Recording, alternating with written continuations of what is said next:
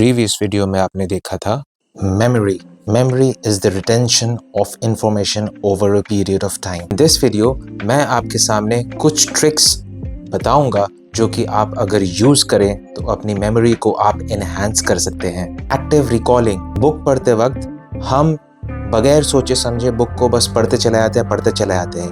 नहीं, ऐसा नहीं करना है. हमें थोड़ा देर में पॉज करना है और हमें ये सोचना है कि हमने अभी जो पैराग्राफ में पढ़ा वो क्या पढ़ा. तो ऐसे आप हमेशा कुछ भी पढ़ें तो उसको सोचें कि आपने उस पर क्या पढ़ा है, rather than reading the book without thinking over it. इस वीडियो में हम लोग देखते हैं what is active recall. Active recall is a learning technique where you actively try to recall information from memory rather than simply rereading it. मतलब कि जब भी आप कोई बुक पढ़ें या कोई पैराग्राफ पढ़ें तो सिर्फ उसको पढ़ने के लिए ना पढ़ें, जो भी आपने पढ़ा है उसको रिकॉल करें कि आपने उस पैराग्राफ में क्या पढ़ा है. इससे फ़ायदा क्या होता है? It strengthens your memory and promotes long-term retention. ये आपकी मेमोरी बढ़ाता है एंड लंबे टाइम तक आप किसी चीज़ को याद रख सकते हैं. It also enhances your understanding and application of knowledge. ये आपकी नॉलेज भी बढ़ाता है, आपका कॉन्फिडेंस भी बूस्ट करता है एंड जो आपके अंदर एंग्जाइटी है उसको रिड्यूस भी करता है. It increases efficiency in learning and reviewing material. अगर आप चीज़ों को एनालाइज करते जाएंगे हर एक इंटरवल के बाद, हर एक पैराग्राफ पढ़ने के बाद, तो आपकी वो एफिशिएंसी बढ़ाता है, क्योंकि जब आप बार बार उसी चीज़ को रिवाइज करते जाएंगे, उसी चीज़ को रिकलेक्ट करते जाएंगे, तो आपका जो रिविज़न जो टाइम होगा वो कम होता चला जाएगा. Examples of active recall. कुछ टेक्निक्स हैं जो कि हमें यूज़ करनी चाहिए फॉर एक्टिव रिकॉलिंग. सबसे पहला है फ्लैश कार्ड्स.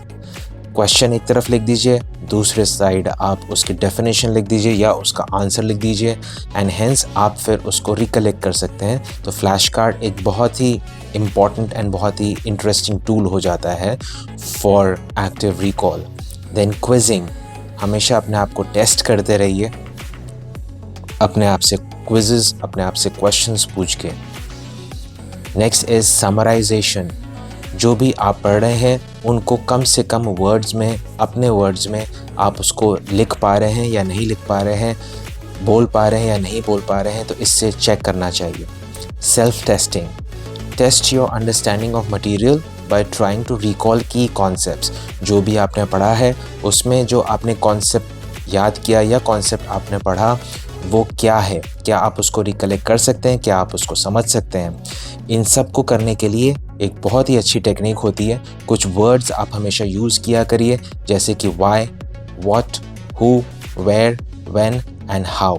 जब आप ये वर्ड्स अपने आप से पूछने लगेंगे तो आपका रिकॉलिंग एंड आपकी जो एक्टिव लर्निंग है या एक्टिव रिकॉलिंग है वो इंक्रीज़ हो जाएगी. Tips for effective active recall. सबसे पहला काम कि छोटे छोटे सेशंस करिए. एक बड़ा पेज पढ़ने के बजाय उसमें जो छोटे छोटे पेजेस हैं उनको पढ़िए, उनको समझिए, उनको रिकॉल करिए. और जो मैंने ऊपर 6 वर्ड्स बताए हैं उनको यूज़ करिए हर एक पैराग्राफ के बाद. Second is focus on recalling key concepts and information rather than trivial details. छोटे मोटे जो डिटेल्स हैं उन पे फोकस करने के बजाय जो की कॉन्सेप्ट्स हैं उन पे फोकस करिए.